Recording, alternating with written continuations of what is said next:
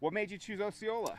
You know, it was the package they put together, really. I had a few options. I was pretty blessed to be able to have some schools and some 11-man schools that wanted me to come be their head coach. But just after meeting the people here and then a chance to be the athletic director, head football and track, I can almost impact every teacher and student in the school, and that's really what put it over the top for me. And you have an extensive resume coaching other schools and different states, and this is a team that won 2 games a year ago, but they have a lot of kids returning.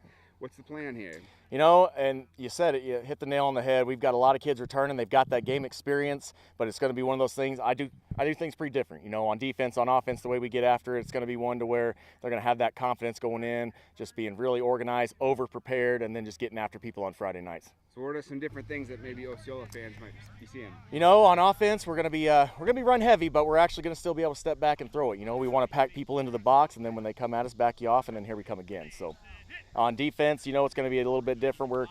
I like to send the heat, but it's going to be one to where we do it well to where we have the heat sent, but at the same time we've got our areas covered. So what's I'm blanking. I had a question loaded and I was. No, you're good. Talk to me about some of the players that you're really going to be relying on. You know, we've got a good group of seniors that are coming back. Sam Jones, he's our leading tailback and rusher from last year, and he's actually one of the faster kids in the state in track, so we're really excited to see what he can do with the ball for us. I think he's going to be able to maybe climb his way up the all-state selection boards, that kind of stuff.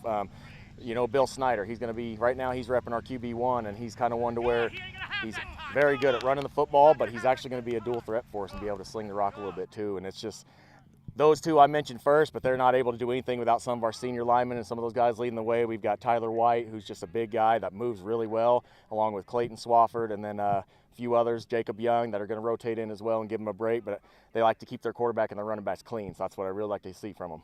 How do you adjust knowing that in an eight-man league, it doesn't take a mathematician to know that players can really impact the game a little bit more because there's not as many of them out there? Absolutely. You know, and that's the first thing I started looking into a few years back. I just kept having these 8-man things pop up, and it started intriguing me a little bit. So I started researching, diving into the game, and you lose those 3 players, and the field shrinks. But it's still, like you're saying, if you got an athlete, people are going to try to get their ball to them, make you miss a couple guys, and they try to get to the house. So it's going to be one to where relentless effort and pursuit. We're rallying to the football, and on offense, the same thing. I need 3 yards, and we'll be good if we can get that every play. Anything I haven't asked you about that you want to throw in here? You know, I just appreciate you being down. I'm glad for this opportunity, and I couldn't be more excited. You can kind of hear the energy from these guys in the back over here, and this is the place to be, and they're not going to want to miss being here on Friday nights.